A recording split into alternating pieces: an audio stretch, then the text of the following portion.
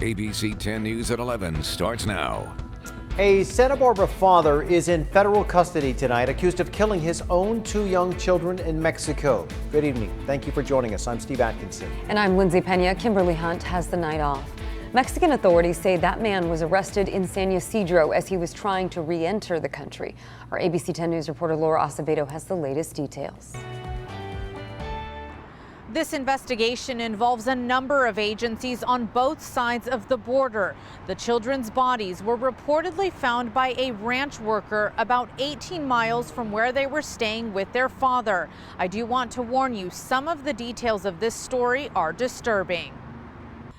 Mexican officials say this is 40-year-old Matthew Taylor with his two young children, captured on surveillance video at a Rosarito hotel. Muy buenas tardes. In a press conference Tuesday, the Baja California State Attorney General provided the gruesome details of how they suspect he killed his children.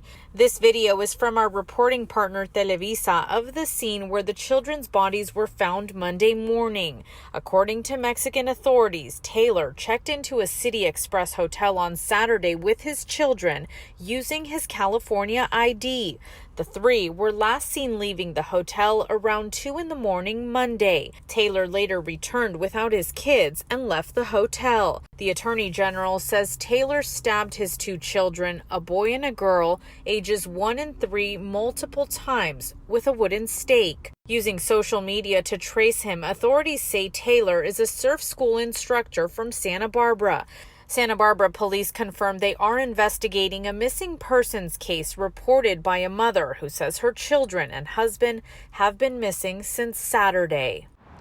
The FBI is the lead agency in this investigation on this side of the border. They have confirmed that they do have an adult male in federal custody while they investigate. Laura Acevedo, ABC 10 News. Turning now to our weather as we take a live look outside. Thunderstorms now moving into our desert communities. Meteorologist Angelica Campos is joining us with more. Hi, Angelica. Hi, Lindsay. This is a pretty vivid Doppler live right now. What you see right here, this is heavy rain coming down in the Borrego area with dangerous lightning. These thunderstorms will be capable of producing heavy, strong gusty winds and also heavy rainfall. Ahead of this line of thunderstorms, as it moved into our county, it actually produced so much wind there was a dust storm warning that included some of our deserts. Now, as we go into the overnight hours, we're going to continue to see those thunderstorms tracking in a westerly direction. So most likely it could move into our valleys, and if it holds together, it could even make it to the coast. Flash flood watch will stay in effect until tomorrow evening. We'll have much more coming up. Angelica, thank you. Two people are recovering tonight after a car crashed into an apartment building in Mid-City.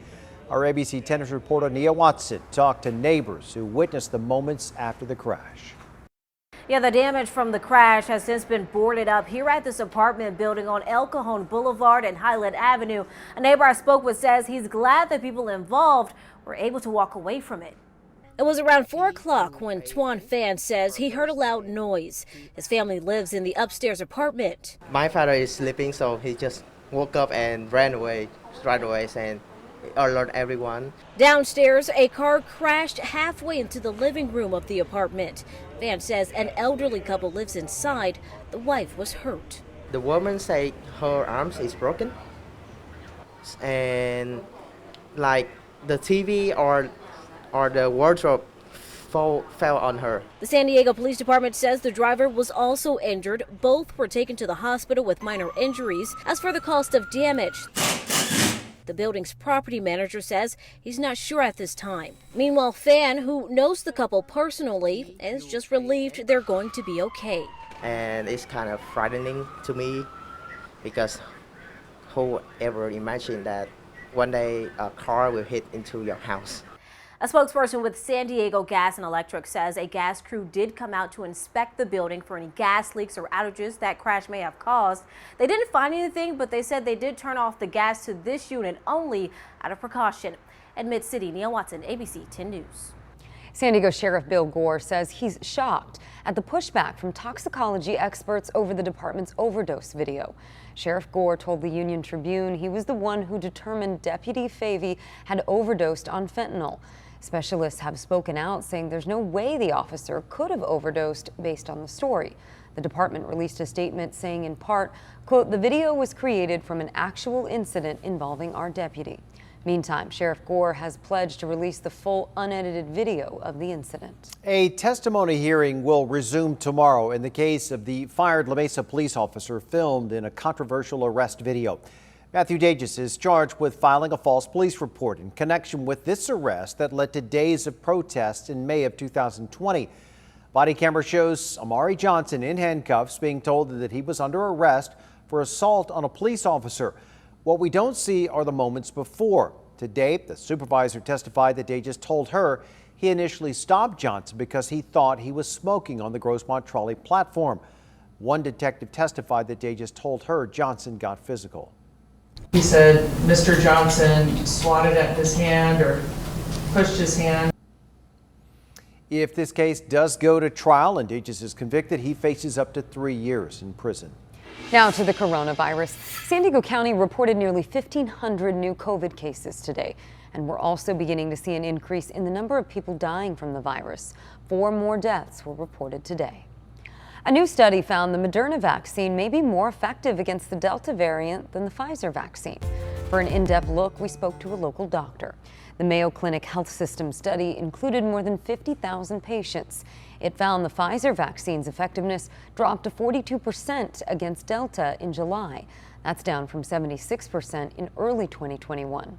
The study also found the effectiveness of Moderna's vaccine slipped from 86% to 76%. UC San Diego School of Medicine virologist Dr. Stephen Spector explained why we might have seen those results. So you do have a more infectious virus combined with people who are getting together and congregating and not wearing masks and socially distancing. So I think it's not surprising that we're seeing more infections. The doctor who led the study says both vaccines remain effective at preventing severe COVID cases, something Dr. Spector says is the most important finding.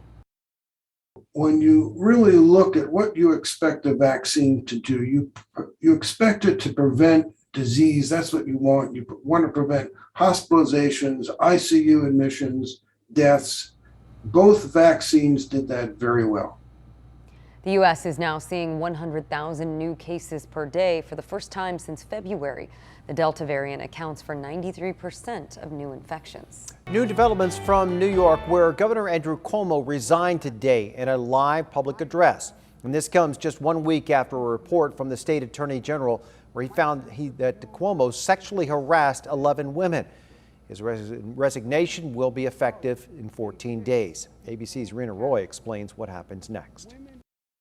After serving nearly 3 terms as the governor of New York, Andrew Cuomo is out. The best way I can help now is if I step aside and let government get back to governing. Many speculated the governor would fight until the end, but he's officially stepping aside in exactly 14 days, saying he doesn't want to be a distraction after the state attorney general's report concluded that the governor sexually harassed 11 women. In my mind, I've never crossed the line with anyone. Cuomo apologized for any misinterpreted or offensive behavior, but called the AG's report unfair, untruthful, and politically motivated. This is not to say that there are not 11 women who I truly offended. There are. And for that, I deeply, deeply apologize. I take full responsibility for my actions. I have been too familiar with people. The calls for his resignation had been growing louder. I continue to believe the governor should resign. President Biden reacting to the governor's announcement. I respect the governor's decision. Thought he's done a hell of a job. And both on everything from access to voting to infrastructure, to a whole range of things. That's why it's so sad. Attorney General Letitia James calling his resignation an important step towards justice. His first accuser, Lindsey Boylan, thanking James and the other investigators, saying she hopes this will make it safer for other women to report their own harassment and abuse. Cuomo could face potential misdemeanor charges in Albany stemming from a criminal complaint filed by a former executive assistant. At least 5 district attorneys across New York State are investigating his alleged behavior, which possibly occurred in their jurisdictions. Lieutenant Governor Kathy Hochul will become the first female governor in New York history. She released a statement saying she agrees with Governor Cuomo's decision to step down, adding it is the right thing to do and in the best interest of New Yorkers. Rena Roy, ABC News, New York.